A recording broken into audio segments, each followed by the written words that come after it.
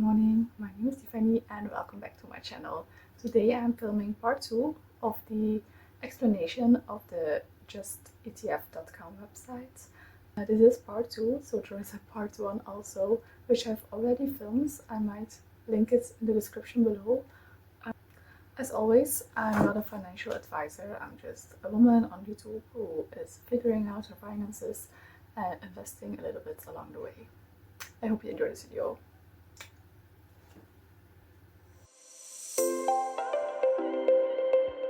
Okay, so I scooched back over so I can show you what I'm talking about on the website, so you can easily follow along together. We were with the replication details of the ETF, which index type is a total return index, which basically means that all of the cash distributions would be put back into the ETF so it can grow faster. Then swap counterpart is not in it. Then we get the Vanguard as manager. I'm not sure if I'm pronouncing that right. Security lendings. I didn't really know what that was. I had to look into that. It's like that you loan the underlying assets to a third party, which is also a financial institution. So I don't really know the details about that. But there is securities lending, and the counterparty is the JP Morgan Bank Luxembourg SA. So I'm not sure what the benefit is for both, but I'm gonna leave it aside. I feel like you don't really need to know it when you are investing. I might be in the wrong here, but I never noticed until now, so we're just going to move along the next part. Okay, next up is a more exciting part, which are the holdings within the ETF.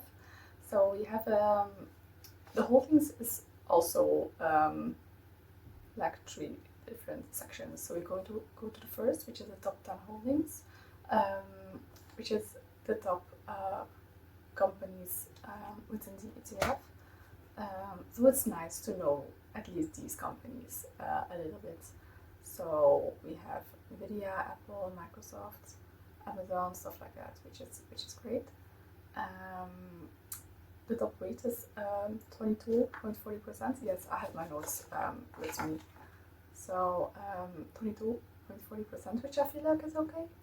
And some ETFs, the top 10 holdings, are like a lot, like more than 40% sometimes.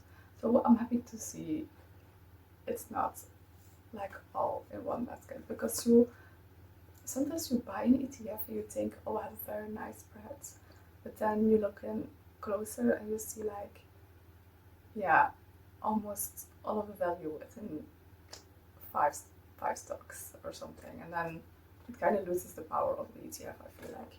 But I like to see that it's like only 22.40%, which might seem high, but it's quite good. Then we're gonna move along to the second part of the holdings, which are the countries, which I was also glad to see, because the United States is more than 50%, but it's not more than 60 or 70%, which I like to see. In most ETFs, the US is like the dominant one, because right now it's the dominant like financial global thing right now. So I feel like it's not logical that they would be number 1 in a world ETF, since they do have so much power. But yeah, glad to see Europe is also in there, and we have a bit of Asia, so that's nice. We're gonna move along, which are the sectors. I was looking for a world ETF that did not have a lot of technology. Now technology is number 1, but it's only 26.41%, which in some world ETFs that number will be way higher, and I didn't want that, because I also have separately an ETF for technology, like communication technology.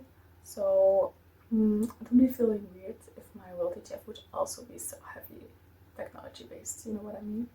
So I'm glad to see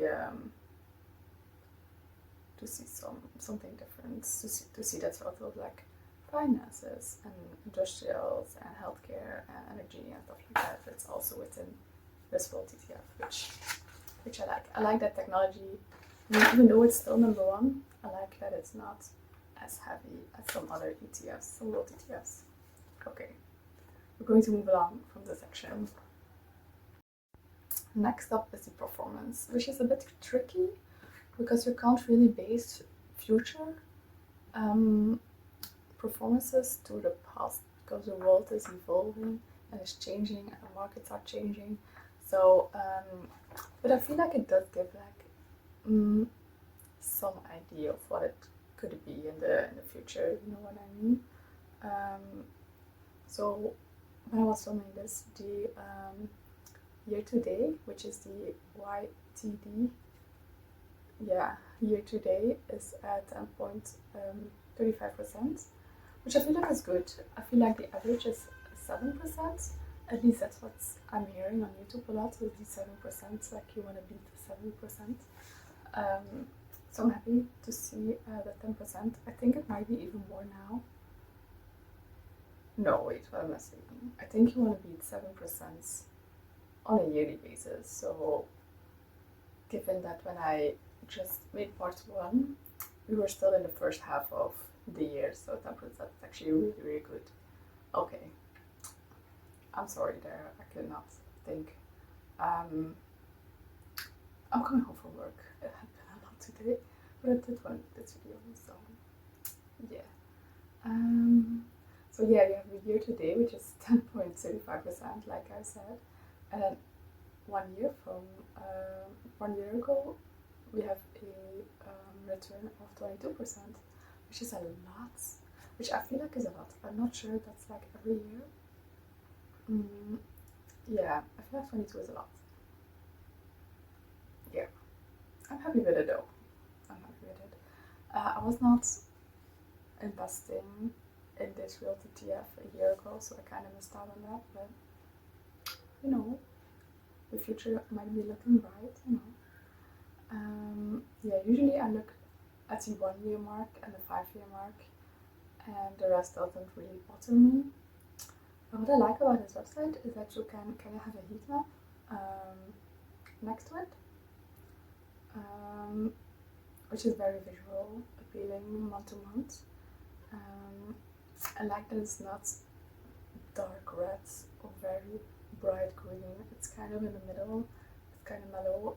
It's going up over time. It's not very extreme like technology might be. Technology, you have very green and very red sometimes next to each other, and I don't really like that. I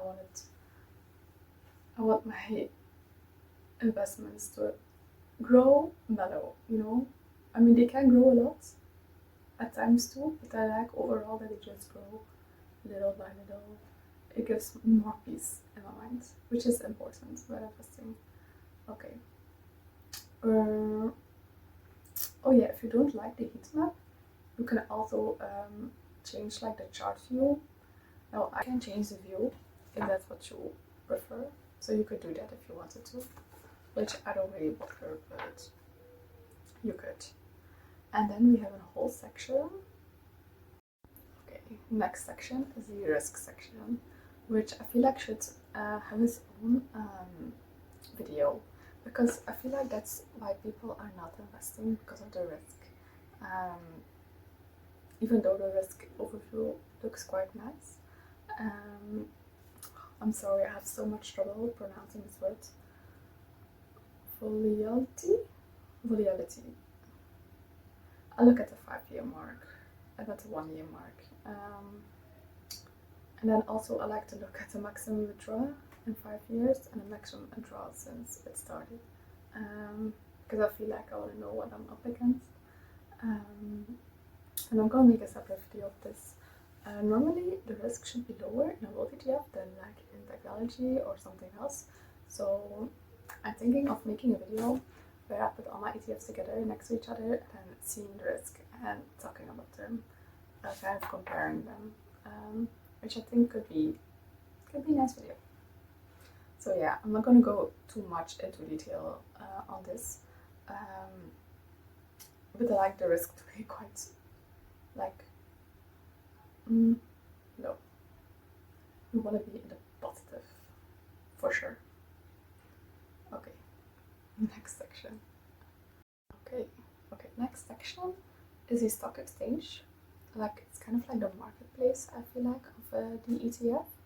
Um, I feel like it's kind of the same ETF except for a different place. And also sometimes the coin is different as well. Because I'm from Europe and I pay in euros, I like to be my ETFs also be in euros. It's just easier than dealing with the exchange rates. Which you could change that up if you want to, if you like.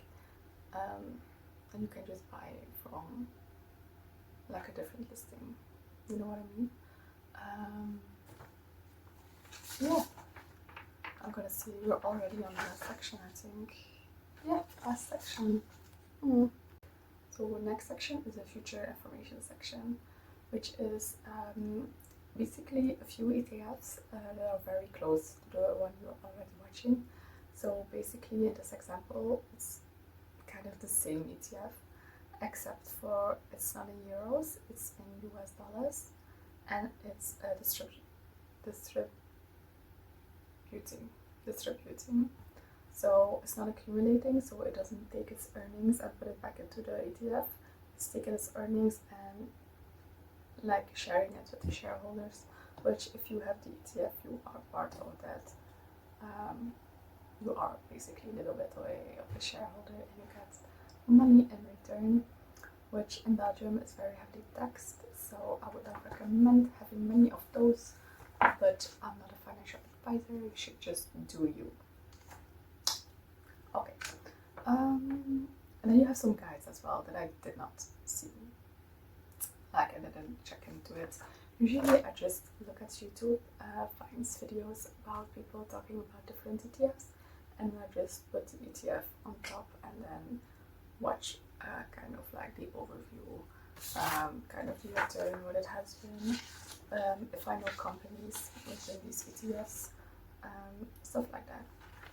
So that was it for me for the justetf.com website.